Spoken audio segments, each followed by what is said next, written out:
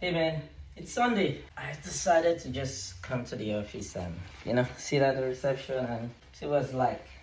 Today, I want to talk about a subject which is a little bit outside my core, which is business, IT, and travels, which is immigration. But however, it's indirectly related. It is the designation of Nigeria as a country of particular concern. Now, I've gone on social media and I see a lot of things that people are saying. And some influencers, Trump wants to invade Nigeria and the likes of like Nigeria is this, and people are like, this is what has happened in Iraq, this is what happened in Libya. Nigeria is not that way. Now, it's really funny. Truth be told, are people being killed? That's one. Secondly, both Muslims and Christians are being killed. And that's a fact. The Christian community has come out to say, we are being killed by Islamic terrorists. I mean, to an extent, there is that Islamic terrorist. Now, that's different from Islam. Just like there could be some Christian terrorists, some extremists. I don't know where they could be. But however, there's the fact that there are Islamic terrorists carrying out this heinous crime. And the Christian community has come out to say, this is what we're passing through. Now, like you go on social media, like they say, you see people say, they also kill Muslims. But have the Muslims voiced out? Why not the Muslim community come out and also say they are killing the Muslim community? Whoever it is, if it's the Islamic terrorist, which they are also killing us as a Muslim community. Not shutting when some other groups say we are being killed. And so, in as much as I know that everyone is being killed, Christians and Muslims. However, let everyone come out. So let the religious group come out and say, we are also being killed, especially when these killings happen. Now, when people talk about the US coming to invade Nigeria and things like that, Nigeria has got resources and things like that. My brother, how much of that resources is reflecting in the country? Are you Libya? Are you maybe Iraq?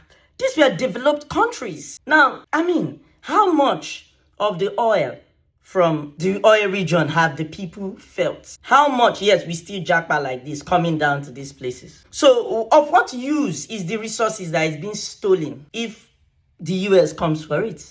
I mean, how have that benefited you on the streets? Now it's just, people are just being selfish. The elite class or people who seem to benefit somewhat indirectly from this will find a way. Now, it's not war against Nigeria. One, it's war against Islamic terrorists. If Trump is calling for war, it is war against the Islamic terrorists because the government has failed. You cannot address an internal crisis and someone say there will be war and then everybody begins to think of our resources that has never benefited the common man on the street. If the US invaded Afghanistan and Taliban are still ruling today, or the ISIS came up from some other Iraq and stuff like that. To some extent, it means that we have accepted in Nigeria that these Islamic terrorists have taken the whole place. Because if we believe that if the US comes and do what they have to do, the Islamic terrorists will then have more how powerful are they at this moment? I see that as just trying to help. That's what I see, personally. Yes, they are trying to help. They will steal our oil, they will steal our gold. There are lots of this in the north. They are being stolen as we speak. It's not having any effect on us. So what I'm saying is this. The most important thing, lives are being lost. Anything to preserve life, it's supported. Lives are being lost. Look at people being kidnapped here and there. Do you think if the US puts foot on the Nigerian soil, do you think they'll be kidnapped as much as it is?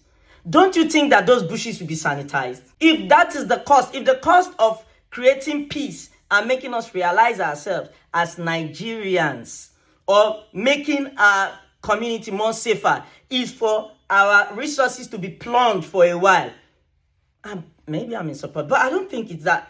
The world has advanced so much. What we are supposing is if the US decides to put their foot on the ground, or the Pentagon decides or Trump decides to say they want to come in, of course, we know that there will definitely be some kind of diplomatic talks But I wonder, at some point, even Jonathan government was asking the US, I don't know, one of the governments, I don't know if it's Jonathan, but to say, how can you help? So for me, I'm concerned about lives being lost, and whatever it's going to take to really bring this situation under control is nice. I always tell anybody, the greatest thing I dread coming to Nigeria is kidnap. That's the only thing. People just look at you and then just take you and begin to ask for ransom. Put you in a bush just close to your house and no one can detect. How can you have a terrestrial space with the advancement in technology? We say we don't know who they are. We say they are within the village. I mean, they are just, it's very clear that you just cannot say the government is not involved somewhat. The president may not know how to go about it, but I think this designation is putting us on our toes. It is. Lives are being lost. In the south, people are being kidnapped. And these are all stemming from things happening from that end. It all started from when the north, when people, arms all over, in a country where small arms are not even licensed. You find people carrying assault rifles here and there, robbing. I mean, it's really strange. I think the system needs to be sanitized. And I believe that the Nigerian government will wake up to it because they should be able to know what to do. They should be able to know what to do to comb those places. It's amazing that, like I said, the US has this smart travel program. While in Nigeria, sometimes the US sends alerts to us to tell us avoid XYZ place in Abuja because of so thing. After STEP sends those careful message and things to us, you begin to hear it in the mainstream. How come that the US is sending its citizens who are in Nigeria information that is not yet in the mainstream? Sometimes they don't even reflect in the mainstream.